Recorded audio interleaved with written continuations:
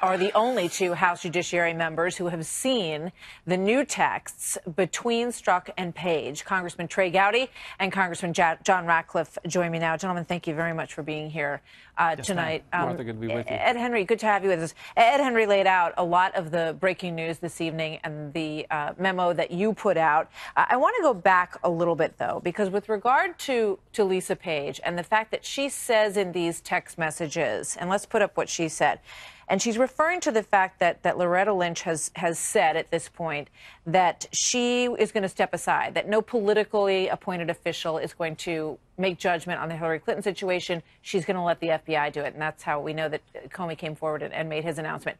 And she says, well, you know, about that, she said this. It's a real profile in courage since she knows no charges will be brought. And here's an exchange with James Comey and Congressman Ratcliffe. Let's watch this.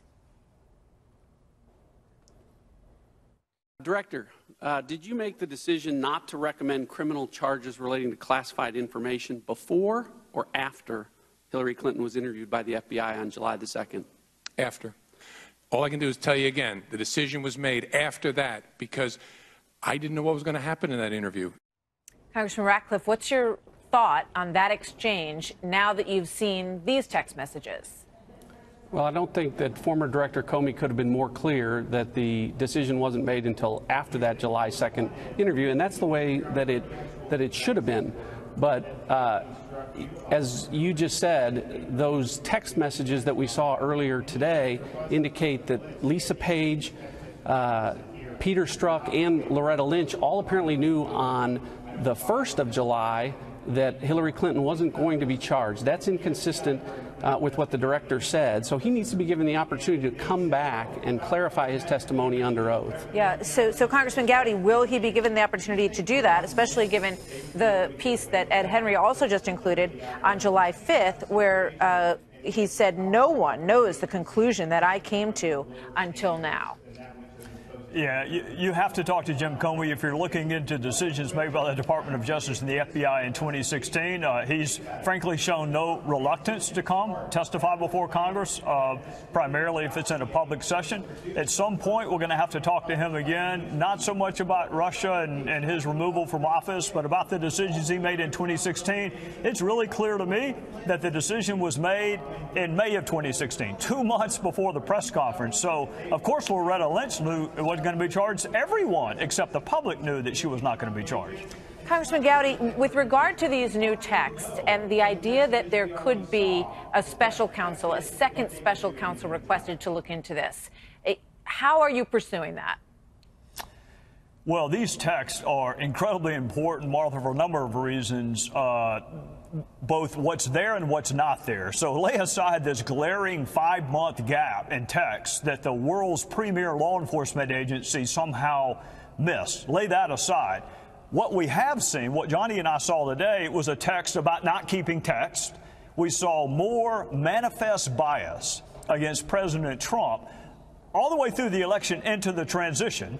And I saw an interesting text that Director Comey was going to update the President of the United States about an investigation. I don't know if it was a Hillary Clinton investigation, because remember that had been reopened in the fall of 2016, or whether it was the Trump investigation. I just find it interesting that the head of the FBI was going to update the President of the United States, who at that point would have been President Obama. Yeah, who by the way, had said on the record, let's roll the President Obama soundbite from his interview with Fox News Sunday about this. Watch. She would never intentionally put America in any kind of jeopardy. I continue to believe that she has not jeopardized America's national security. Now, what I've also said is that, and she's acknowledged, that there's a carelessness in terms of managing emails that she has owned and she recognizes. But I also think it is important to keep this in perspective. It's interesting to me, Congressman Ratcliffe, that at the beginning of that he uses the word intent, because that's the word that was used by James Comey, that there was no intent to allow this classified information to go into places that it shouldn't have been. Your thoughts on that? Well, it does make you wonder. Again, it's a strange coincidence.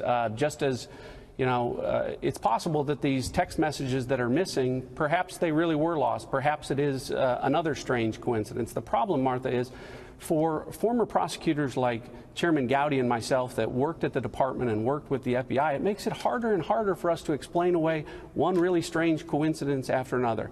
Look, the point, I think, with respect to the issue of bias that Chairman Gowdy mentioned before, we knew that Strzok and Page had an intense anti-Trump bias.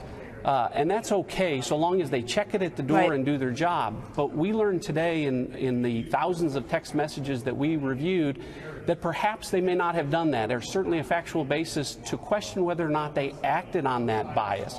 We know about this insurance policy that was referenced in trying to prevent Donald Trump from becoming president. We learned today about information that in the immediate aftermath of his election, that there may have been a secret society of folks within the Department of Justice and the FBI, to include Page and Strzok, that would be working against him. I'm not saying that actually happened, but when folks speak in those terms, they need to come forward to explain the context with which they use those terms. Congressman Gowdy, do you want to expound on the secret society idea?